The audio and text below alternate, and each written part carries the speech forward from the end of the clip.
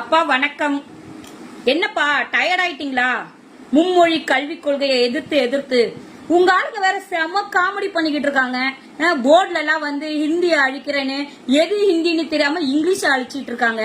அதுக்குதான் நாங்க கெஞ்சி கேக்குறோம், ஒரு மும்மொழி கல்விக் கொள்கையை ஆதரவு கொடுங்கன்ட்டுன்னு. ஏன்னா படிச்சா தெரியும் இல்லையா எது என்னென்ன மொழின்றது. என்னப்பா ஏதாவது பெயிண்ட் ஏதாவது காலி ஆயிடுச்சா, கருப்பு பெயிண்ட்? ஏன்னா அதை விட்டுட்டு இப்போ நீங்க வேற ஒண்ணு கையில எடுத்திருக்கீங்க. என்னதுன்னா தொகுதி மறுசீரமைப்பு. அது நிறைய தொகுதிகளை தமிழ்நாட்டுல இப்ப குறைக்க போறாங்க அப்படின்ட்டு ஒரு பெரிய ஒரு மக்களை குழப்பி விட்டுக்கிட்டு இருக்கீங்க. எதுக்குப்பா இப்படி குழப்பிட்டே இருக்கீங்க? ஒரு தொகுதி மறு வரையறை அப்படின்றது கடைசியா எப்ப நடந்தது? உங்களுக்கு தெரியாதது இல்ல, நான் சொல்லல, ஏன்னா எனக்கு நீங்க அப்பா. அதனால ஞாபகப்படுத்துறேன். 2008 தான் கடைசியா தொகுதி மறு வரையறை நடந்தது. அப்ப கூட 1981 மக்கள் தொகை அது அடிப்படையில நடத்தலான்னு நினைச்சாங்க. அது அப்புறம் சரியா வராது அப்படின்னு 2001 மக்கள் தொகை கணக்கெடுப்பை வச்சு அப்ப நடத்துறாங்க. அப்பையும் இது நம்ம வந்து பண்ணும்போது எல்லா மாநிலமும் அவங்களோட கருத்து தெரிவிச்சாங்க. என்னன்னா வந்து லோக்சபா தொகுதிகள்லாம் கம்மியாயிர போகுது அப்படின்ட்டு. அதனால எல்லைகள், தொகுதிகளோட எல்லைகள் தான் வந்து அப்படியே வந்து மாத்தினாங்க, வந்து எல்லைய வந்து சீரமைச்சாங்க. இதெல்லாம் தான் பண்ணாங்க. 543 தொகுதி இருக்கு. அது வந்து திரும்பவும் தொகுதி மறுசீரமைப்பு நடக்கும்போது அது அதிகமா கூட ஆகலாம். இப்ப நம்மதுல 39 தமிழகத்துல இருக்கிறது வந்து அதை விட அதிகமா இன்னும் ஒரு 10 கூட வரலாம் நமக்கு. நீங்க ஏன் வந்து குறைய போகுதுன்னு சொல்லிக்கிட்டு இருக்கீங்க? ஏப்பா இப்படி மக்களை குழப்பாதீங்கப்பா தயவு செஞ்சு. இன்னொன்னு, இந்த முடிவை நீங்க சொல்லக்கூடாதுப்பா. நீங்க வந்து தமிழ்நாட்டுக்கு வந்து முதலமைச்சர். இதை வந்து எடுக்கிறதுக்குன்னு முதல்ல ஒரு பார்லிமெண்ட்ல ஒரு சட்டம் போடுவாங்க. அதுக்கடுத்து ஒரு கமிட்டி போடுவாங்க. அவங்க எல்லாரும் சேர்ந்து இந்த ஒரு முடிவை எடுப்பாங்க. இது என்னப்பா கோபாலபுரத்துல கட்டுற வீட்டோட கிரகப்பிரவேசமா? நீங்களே முடிவு எடுத்துக்கிறதுக்கு எல்லாமே தகவல் வந்து நமக்கு அறிவிச்ச பிறகு நீங்க அதை மக்கள் கிட்ட கொண்டு போய் சொல்லுங்க. பொய்யான ஒரு தகவலை மக்களுக்கு சொல்லி குழப்பாதீங்கப்பா. இனிய பிறந்த நாள் நல்வாழ்த்துக்கள் அப்பா. அப்பா உங்க பிறந்த நாள் ரீல்ஸ் பார்த்தேன். ரொம்ப எளிமையா கொண்டாடுறதா உங்களுக்கு பிடிக்கும். நீங்க தமிழக மக்கள் எல்லாருக்கும் தெரியும்ப்பா, நீங்க எவ்வளவு எளிமை விரும்பின்னு. எளிமையான மனிதர்ன்றது எங்க எல்லாருக்குமே தெரியும். அப்புறம் சொன்னீங்க உங்க கழக உடன்பிறப்புகள் எல்லாரும் கழக அரசு சாதனைகளை உங்களோட ஒவ்வொரு பிறந்த நாளுக்கும் பொதுக்கூட்டம் போட்டு சொல்லுவாங்க மக்களுக்குன்னு சொன்னீங்க. ஆனா இந்த முறை மொழி பிரச்சனையே நாங்க மக்கள் கிட்ட கொண்டு போறோம் பிறந்த நாளுக்காக அப்படின்னு சொல்லிருக்கீங்க. ஏன்னா வேற வழி இல்ல. எந்த சாதனைகளும் நீங்க செய்யல.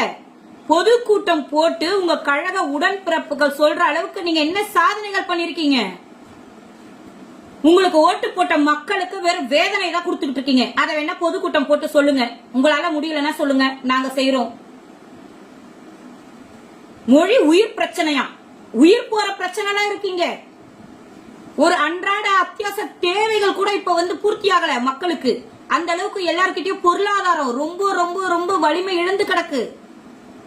யார் கையிலயும் காசு இல்ல. எவ்வளவு வேலைக்கு போய் எவ்வளவு சம்பாரிச்சாலும் பத்தல. பண நடமாட்டமே இல்ல மக்கள் கிட்ட. எல்லாமே உங்க ஒரு குடும்பத்துக்கிட்ட தான் இருக்கு. அவ்வளவு மோசமா இருக்கு தமிழகம். இதுல வேற இந்தியாவுக்கே வழிகாட்டியா இருக்கணுமா தமிழகம். நீங்க இருக்க வரைக்கும் எப்படி இருக்கும்? இந்தியாவுக்கே வழிகாட்டி நல்லா வழிகாட்டுறீங்களே. கள்ளச்சாராயம், போதை பழக்கம், இளைஞர்கள்லாம் இப்ப எப்படி இருக்கிறாங்க? கலாச்சார சீரழிவு, எத்தனை பாலியல் வன்கொடுமைகள்.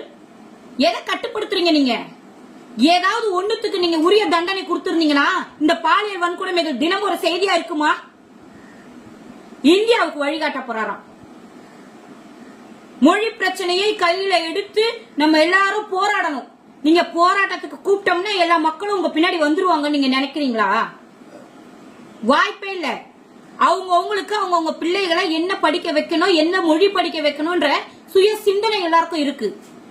தமிழக மக்கள் யாரும் இன்னும் முட்டாளா இல்ல. தமிழகம் போராடும், தமிழகம் வெல்லும். மொழி பிரச்சனையை காப்போமா? தமிழகம் போராடும், தமிழகம் வெல்லும். நானும் சொல்றேன். எதுக்கு? உங்களோட குடும்ப ஆட்சியை ஒழிப்பதற்கு. தமிழகம் போராடும், தமிழகம் வெல்லும் என்று மீண்டும் ஒரு முறை சொல்கிறேன். நன்றி, வணக்கம். மீண்டும் ஒரு முறை சொல்றேன், இனிய பிறந்த நாள் நல்வாழ்த்துக்கள் அப்பா. நன்றி. வணக்கம். ரொம்ப மகிழ்ச்சியா இருக்கேங்க. உண்மையிலே மக்கள் எல்லாரும் சிந்திக்க ஆரம்பிச்சிட்டாங்க. ஒரு நல்ல விழிப்புணர்வு வந்திருக்கு உங்களுக்கு.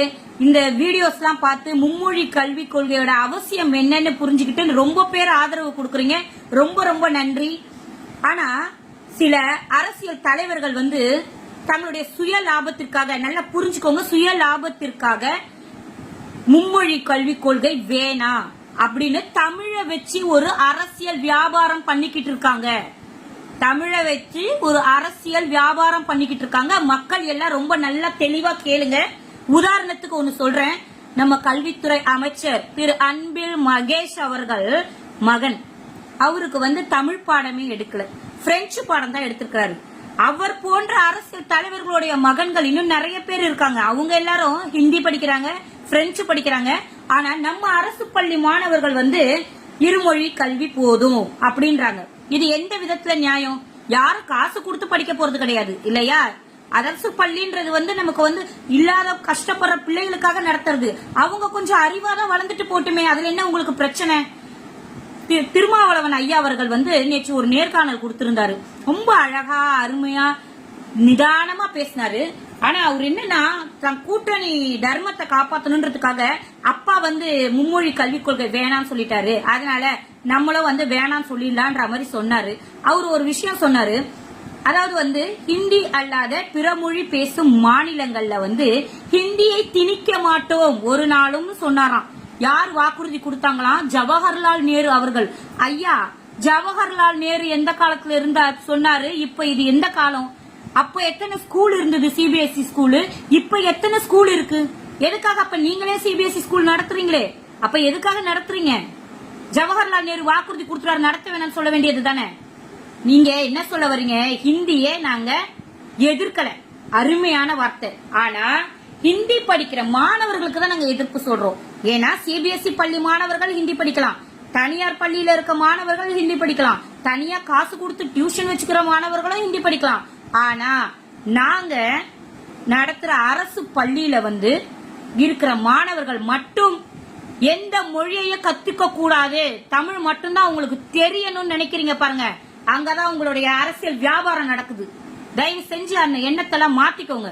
எல்லா மாணவர்களும் பயனடையணும், எல்லாரும். அதை தாண்டி நீங்க என்ன சொல்லிருக்கீங்க? எத்தனை மொழி இருந்தாலும் ஹிந்தி மொழியை மட்டும்தான் பாரத பிரதமர் இருக்கணும்னு நினைக்கிறாரு. அப்படி எந்த இடத்துலயுமே சொல்லல அவரு.